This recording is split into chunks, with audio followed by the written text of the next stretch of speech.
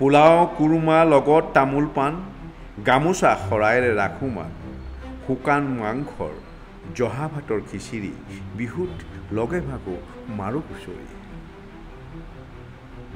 হয় মই গৰীয়ামৰীয়া কওঁ গৌৰৱেৰে মই খাৰ খোৱা বিভিন্ন মন্দিৰৰ লগত এই গৰীয়ামৰীয়া দেশীসকলৰ সম্পৰ্ক আছিল গতিকে এতিয়াও যদি গৰীয়া গাঁৱত যদি যায় আপুনি অসমৰ নামনি অসমৰ গৰীয়া গাঁৱত যদি যায় বিয়াত আপুনি দেখা পাব যে ৰভাত কলপুলি এডাল ৰুইছে একেবাৰে মাজত এডাল কলপুলি আছে কিন্তু কোনো মুছলমানৰ বিয়াত আপুনি কিন্তু নাপায় সেই কলপুলিডাল আমাৰ টাইটেলটো আমাৰ আচলতে দৌলা নাছিল আমাৰ মোৰ ককাহঁতে আলি টাইটেলটো লিখিছিল আলি আমাৰ মেক্সিমাম গৰীয়ামৰীয়া দেশী লোকসকল কনভাৰ্টেড অন্য জনগোষ্ঠীৰ পৰা কনভাৰ্টেড হৈ ইছলাম ধৰ্ম গ্ৰহণ কৰিছে আৰু তেওঁলোকে গৰীয়া জনগোষ্ঠী নামে জনাজাত মৰীয়া জনগোষ্ঠী নামে জনাজাত বা দেশী নামে জনাজাত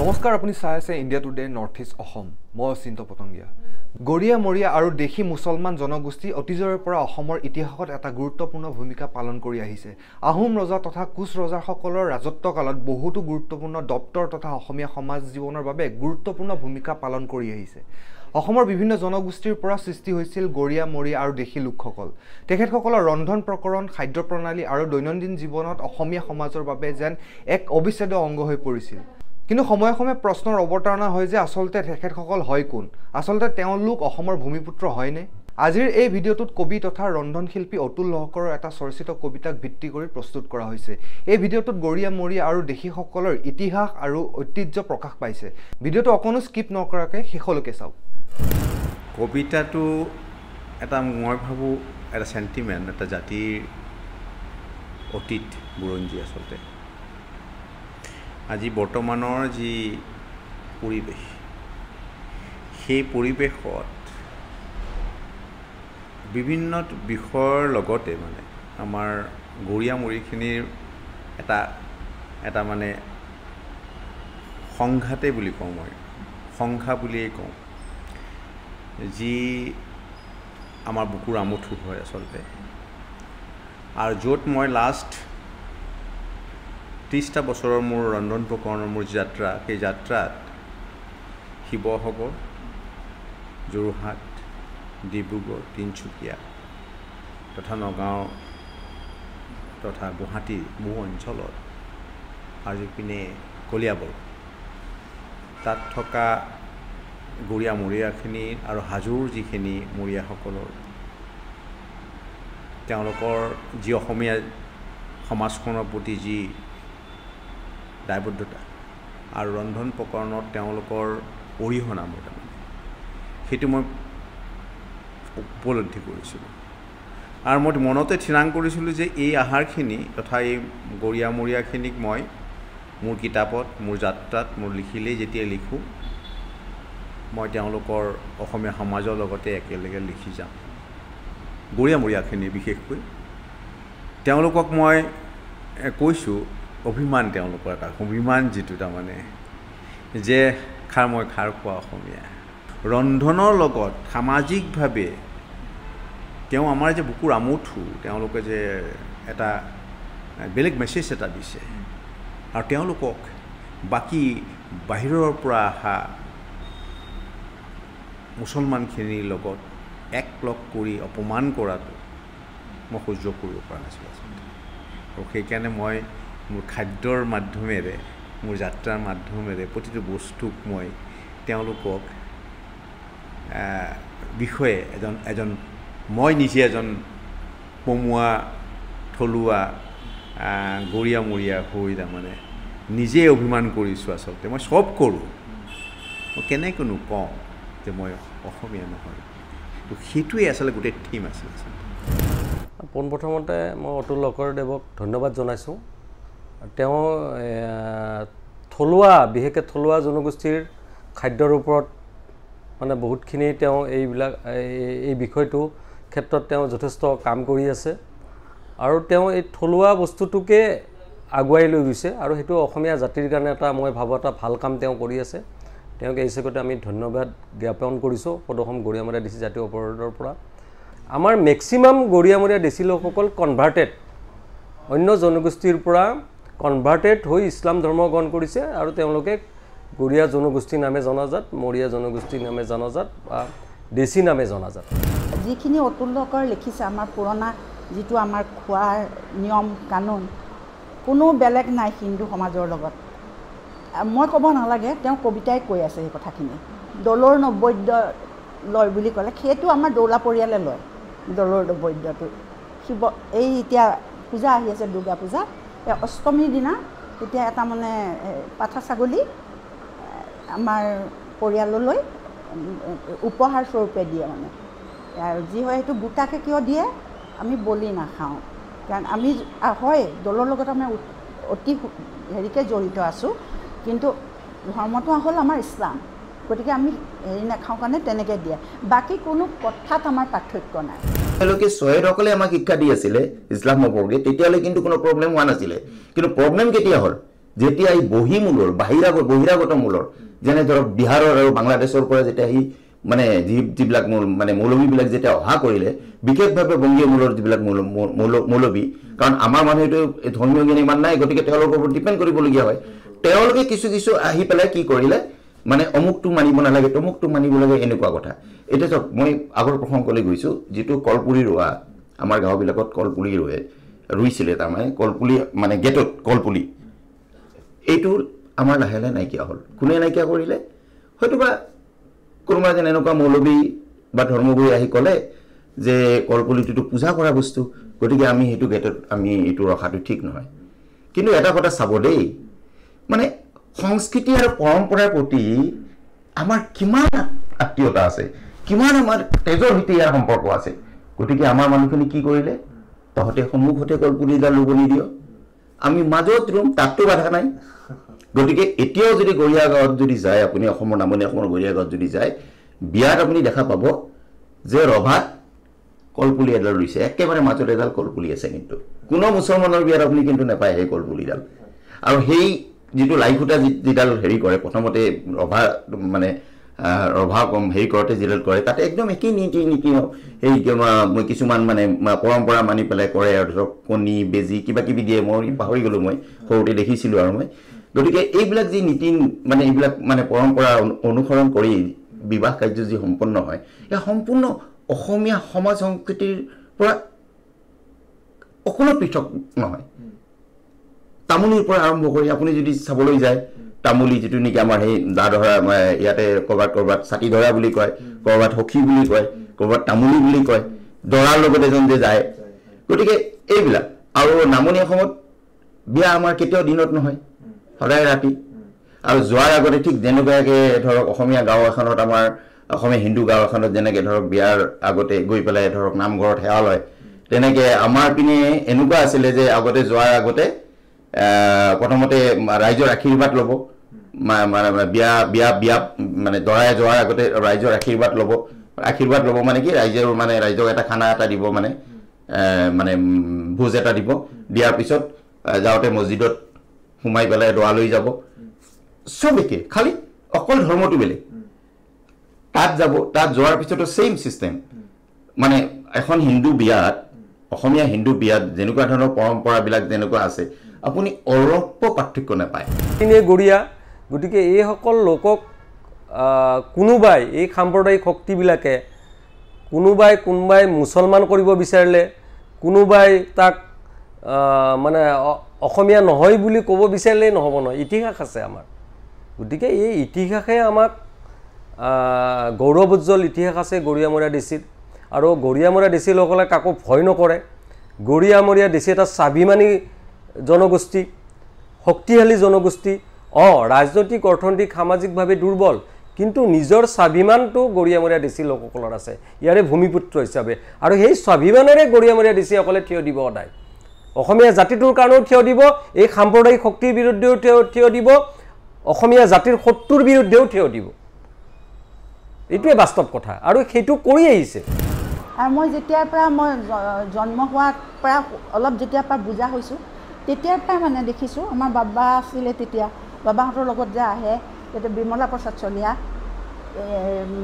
তাৰপিছত গিৰীন গগৈ এনেকুৱা যিখিনি গণ্যমান্য শিৱসাগৰৰ গোটেইখিনি একতা হৈ আছিলে মোৰ বাবাও মিউনিচিপেলিটি তেতিয়া লোকেল বৰ্ডৰ চেয়াৰমেন আছিল তাৰপিছত মিউনিচিপেলিটি চেয়াৰমেন হ'ল গতিকে মানে তেখেতৰো মানে পিন্ধিছিল ধুতি আৰু খদ্দৰৰ পাঞ্জাবী আৰু পামচু কোনোদিন আমি দেখা নাই যে পেণ্ট পিন্ধিলে অইন কিবা পিন্ধিলে সদায় ক'ৰবাত যাব মই ধুতিখনেই পিন্ধি যায় গতিকে সেইটো পৰিয়ালৰ পৰা মই আহিছোঁ আমিও এতিয়া অকণমান কথাতে মই এই অকণ সকামতালৈ গ'লোঁ বুলি ক'লোঁ এইমাত্ৰ কোনে মানে মেখেলা চাদৰযোৰে আমি টানো তেনেকৈ এতিয়া কিছুমান কথা অকণমান আমাৰ গাত লাগে অলপ গাত লাগে সেইটো লাগিবই আৰু আমি মানুহ হিচাপে কাৰণ বহুত খেলি মেলি কৰি দিছে কথাবিলাক চব আৰু ভাগ ভাগ হ'ব ধৰিছে কিন্তু সেইখিনি আমি যিখিনি আমি মানে পূৰা আগৰ অসমীয়া যিখিনি মানুহ আমি অসমীয়া বুলি পেলাই কৈছোঁ অকল মুছলিম বুলি মই কৰিবলৈ কোৱা নাই সেই অসমীয়াখিনি আমি অসমীয়া কিন্তু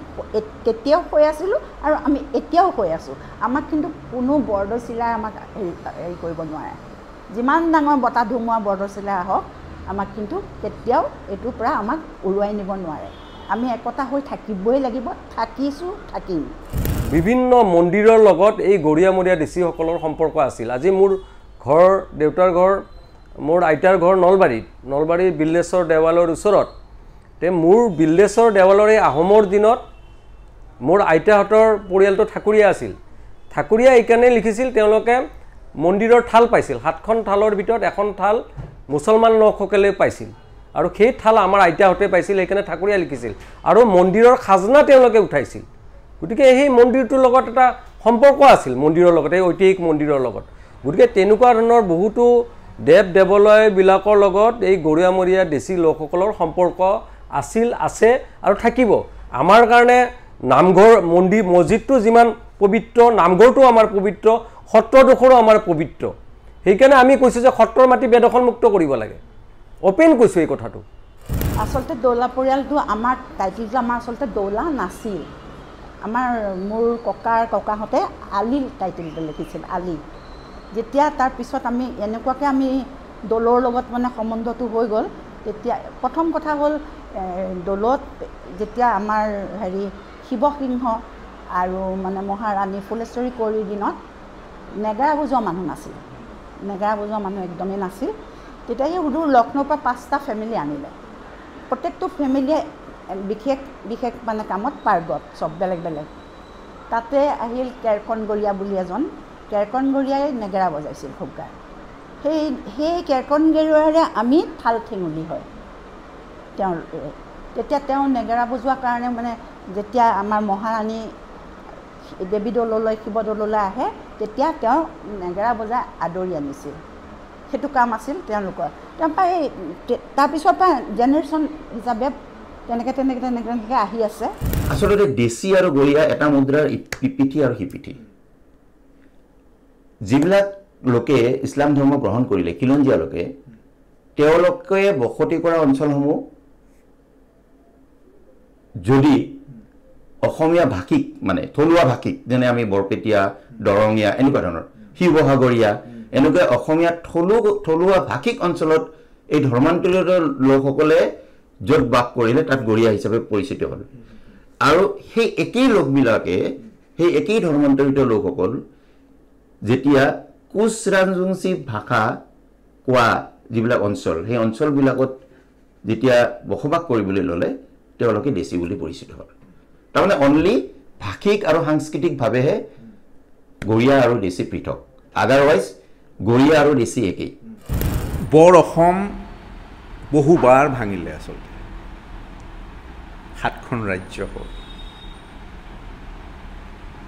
ক'ৰবাত আমাৰো ভুল আছে আচলতে আমি পাকঘৰবোৰ কিমানটা ভাগ কৰিম আৰু অসমীয়া জাতিক কিমানবাৰ ভাগ কৰিম আমি আমাৰ জাতি ৰক্ষা কৰিব লগা হ'লে কোনো এটা জনগোষ্ঠীয়ে অকলে একো কৰিব নোৱাৰে আমিও একো কৰিব নোৱাৰোঁ সেইকাৰণে মই আশা কৰোঁ যিখিনি বৰ অসম বাচি আছে তাত বসবাস কৰা প্ৰতিটো জনগোষ্ঠী আৰু মুছলমান সমাজ ধৰ্মভিত্তিক নহয় মুছলমান সমাজকো যি আমাৰ গৰীয়ামৰীয়াখিনিও আছে যি অসমৰ এটা অংগ, যাতে আমি একেলগে এখন বাকৰিতে বিহু কৰিব পাৰোঁ, এখন বাকৰিতে আমি পথাৰতে ন খাব পাৰোঁ, এখন পাকঘৰতে বহি যাতে পিঠা পনা জলপান হুৰুম আদি কৰি মালতী পিঠাৰ পৰা আদি কৰি আমি গোটেইখিনি কৰিব পাৰোঁ। সেই সমাজখনক যিজন ব্যক্তি, যি ৰাজনৈতিক নেতাই অৰিহণা যোগাব, সদায় কিন্তু মই ভাবোঁ তেওঁকে কিন্তু যুগ যুগ ধৰি অসমীয়াই মানিব। কিন্তু মই সেইটোৱে মেছেজ নাভাঙিম, ঘৰ ভঙাটো অতি পাপ আছে। আমি সৰুতে যেনেকৈ আছিলোঁ, হিন্দু মুছলিম বুলি আমাৰ এটা কথা নাছিল। আমি হিন্দুৰ ঘৰত খাইছিলোঁ, হিন্দুৱে আমাৰ ঘৰত খাইছিল, একেধৰণে খোৱা বোৱা চব একেই। গতিকে আকৌ যেন সেই দিনবিলাক উভতি আহে, মই সেইটোৱে বিচাৰোঁ। আমিতো আজি আছোঁ, কাইলৈ নাই। আমাৰ তলৰ জেনেৰেশ্যনবিলাকে কি দেখিব? তাহাঁতিতো এনেকুৱা বুলিয়েই ভাবি যাব অসমখন। গতিকে আকৌ যেন সমিল মিলেৰে তেনেকৈ থাকিবলৈ লয়।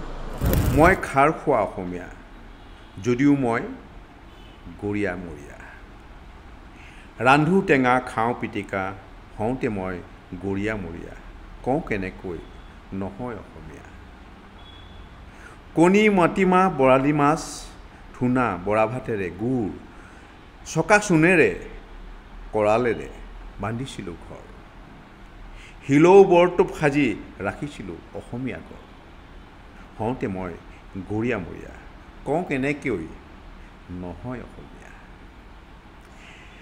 গ্ৰহণ কৰোঁ দৌলৰ পূজাৰ বলি পঠা, বুকুত ৰাখিছোঁ ফুলশ্বৰী আইৰ কথা। গৌৰৱ কৰোঁ বুলি অসমীয়া, হওঁতে মই গৰীয়ামৰীয়া। শুকান মাংসৰে ৰান্ধো খাৰ, দিওঁ লগত দাইল চাউল, মাছে গাজে দাইল কলাখাৰ। চুৰুৱা মাংস বৰা ভাতৰ ভাজি, হওঁতে মই গৰীয়ামৰীয়া। কওঁ কেনেকৈ নহয় অসমীয়া। লগাওঁ শলিতা লগাওঁ সাজৰ ভাত, চুঙাত ভৰাওঁ শুকতি মাছ, ধোঁৱা চাঙত ৰাখোঁ মাংস। হওঁতে মই গৰীয়ামৰীয়া। কেনেকৈ কওঁ নহয় অসমীয়া। বহাগত নাচোঁ মাঘত মেজি, কাতিত লগাওঁ বন্তি, সাজোত বনাওঁ হেতা খন্তি। হওঁতে মই গৰীয়ামৰীয়া। কেনেকৈ কওঁ নহয় অসমীয়া। মই কওঁ চিতৌ বা হানিকি পিঠা, তুমি কোৱা পানী পিঠা বা খোলা চাপৰি। কেনেকৈ ভাবোঁ মই নহয় অসমীয়া, যদিও মই গৰীয়ামৰীয়া। মাছৰ তেলৰ চুৰুহা, মাংসৰ চুৰুহা, লগত ৰান্ধো ভজা ভৰা ভাত, ঘটং ঘটং পিতল কোবাওঁ, ঘটি লোটা কলহ বনাওঁ। হওঁতে মই গৰীয়ামৰীয়া। কওঁ কেনেকৈ নহয় অসমীয়া। শুকান মাছৰ কল পচলা, ৰান্ধো চাকচুল শুকান ভাজি, মালতী পিঠাৰে বিহু আদৰোঁ। কেনেকৈ কওঁ তই আৰু মই নহয় ভাই ভতিজী। পোলাও কুৰুমা লগত তামোল পাণ, গামোচা শৰাইৰে ৰাখোঁ মান, শুকান মাংসৰ জহা ভাতৰ খিচিৰি, বিহুত লগে ভাগো মাৰো হুঁচৰি। হয় মই গৰীয়ামৰীয়া, কওঁ গৌৰৱেৰে মই খাৰ খোৱা অসমীয়া। আৰু ভিডিঅ'টো চাই কেনে পালে কমেণ্ট বক্সত জনাবলৈ নাপাহৰিব, আৰু চাই থাকিব India today north east Assam.